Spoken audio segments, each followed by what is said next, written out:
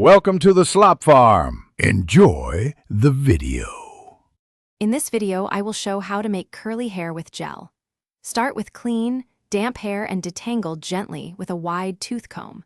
Section hair into manageable parts, then apply a nickel to quarter-sized amount of gel per section, depending on thickness. Scrunch each section upward toward the scalp to encourage curl formation.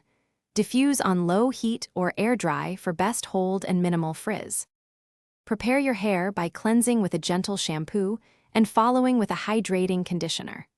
Rinse thoroughly and remove excess water with a microfiber towel or a cotton t-shirt to cut down on frizz. If your strands are dry, apply a small amount of leave-in to add slip and moisture. Section hair into 3 to 6 parts depending on thickness so product spreads evenly and curls form predictably. For styling, work with wet hair and distribute gel evenly through each section using your fingers or a rake. Scrunch hair upwards to create curl clumps and encourage pattern formation, then twist individual curls for extra definition if needed. When using a diffuser, keep heat low and use gentle pulses to set curls without disturbing shape. Finish with a light oil on ends if you want shine without losing hold. Thanks for watching. Consider subscribing if we helped you today.